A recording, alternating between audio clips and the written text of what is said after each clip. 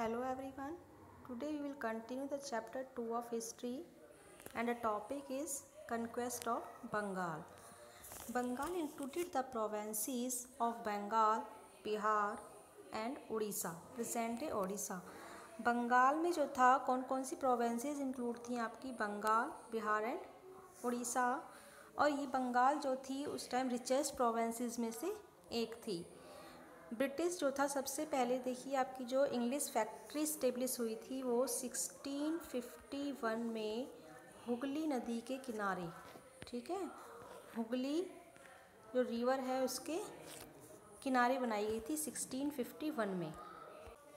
यहीं पर उनके ऑफिसेज थे और यहीं से अपना काम चलाया करते थे। 1651 में हुगली नदी के किनारे आपकी फर्स्ट इंग्लिश फैक्ट्री स्टेब्लिश हुई थी। तो जब यहीं से वो अपना ट्रेड करते थे धीरे धीरे वो यहीं पर आकर बस गए थे। तो जहाँ पर वो रहते थे उसके आसपास एक किला बना दिया गया था जिसको फोर्ट विलियम का नाम दिया गया था। Fort William to gain a strong hold in India, ठीक है, फोर्ट बना दिया गया था। द मुगल एम्परर फारूक सियार granted the East India company exemption on taxes for import export duties on trade items. Mughal emperor Farooq सियार जो था उस टाइम उसने ईस्ट इंडिया कंपनी को इम्पोर्ट एक्सपोर्ट जो करते थे वो उन पर टैक्स हटा दिया था। उनके जो यहाँ पर इम्पोर्ट एक्सपोर्ट करते थे अब उनके किसी भी ट्रेडिंग वर्क पर टैक्स नहीं रह गया था। तो the East India Company could now issue dastak for its goods to become a tax free. तो टैक्स फ्री करने के लिए अब उन्होंने पास जारी कर दिए थे, ठीक है, अब उन्हें कहीं भी टैक्स नहीं देना पड़ता था। बट धीरे धीरे क्या किया, very soon these Dastak were misuse, और ये दस्तक जो थे मिसयूज होने लगे। द नवाब ऑफ बंगाल अलीवर्दी खान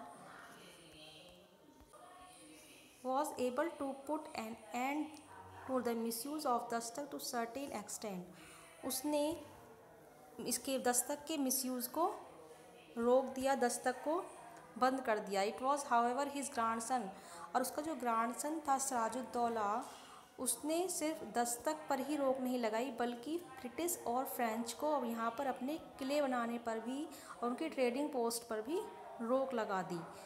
तो इस तरह से the British retailed and captured Calcutta, और ब्रिटिश जो थे उन्होंने कलकत्ता पर अपना कब्जा कर लिया। लेकिन ये कब्जा उन्होंने कब किया था, जब रॉबर्ट क्लाइव की लीडरशिप में। देखिए जो सिराजुद्दौला था बैटल ऑफ प्लासी 1757, ये 1757 में हुआ था। प्लासी का जो युद्ध हुआ था 1757 में हुआ था और ये बहुत इम्पोर्टेंट युद्ध माना जाता है उस टाइम का, क्योंकि ये यहाँ पर पहला ऐसा युद्ध था जिसमें ब्रिटिश कंपनी की जीत हुई थी इंडिया में first time. Okay,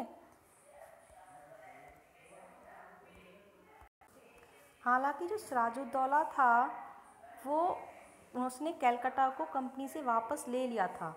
it was recaptured by the company, लेकिन 1757 में फिर से कंपनी ने उसको रिकैप्चर कर लिया। फिर से वो किसके अंडर में आ गया था, ब्रिटिश के।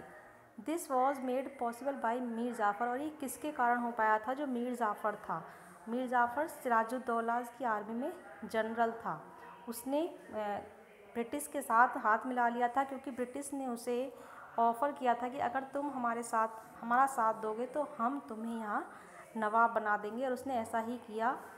जब नवाब के बीच में और ब्रिटिश के बीच में जो प्लासी की लड़ाई हुई थी तो सिराजुद्दौला को मार दिया गया। सिराजुद्दौला उस टाइम धोखे से ही मरा था क्योंकि मीर जाफ़र ने उनका साथ दिया था ब्रिटिश का, ठीक है, तो उसे मार दिया गया। अब कौन था, मीर जाफ़र जो था बंगाल का नवाब बन गया।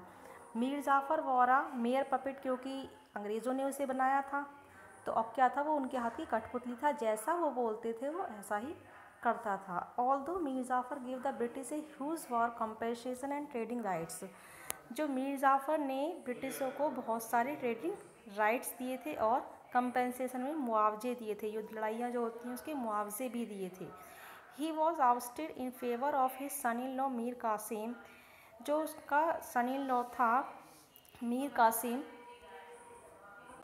वो बंगाल के जो शासन था उसको इम्प्रूव करना चाहता था और वो अपनी आर्मी को वो यूरोपियन आर्मीज़ की तरह ही ट्रेनिंग दे रहा था।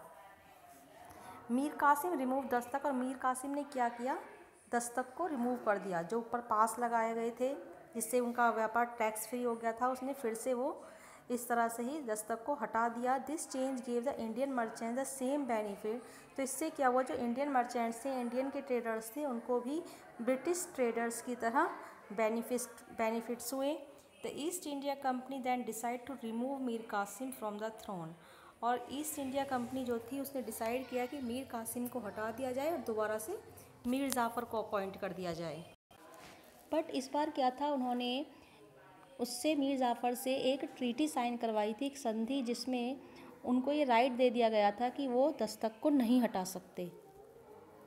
तो इस तरह आपने देखा जो प्लासी की लड़ाई थी उसके बाद जो था बंगाल के जो नवाब थे उनको इस बात के लिए वो बाध्य कर दिया गया था कि वे कंपनी अफसरों को कुछ ना कुछ देंगे, चाहे वो ज़मीन दें, तोहफे दें, तो और बाकी वो जैसा कहेंगे उनके अनुसार ही, उनके अकॉर्डिंग ही उन्हें चलना होगा। जो रॉबर्ट क्लाइव था उसने भी भारत में आकर अपनी इतनी पैसा जमा कर लिया था अपने पास कि 1743 में जब वो इंग्लैंड से मद्रास आया था तो उसकी एज जो थी केवल 18 ईयर्स थी। और 1767 में जब वो 2 बार गवर्नर बनने के बाद यहाँ से गया तो उसके पास बेहिसाब दौलत थी।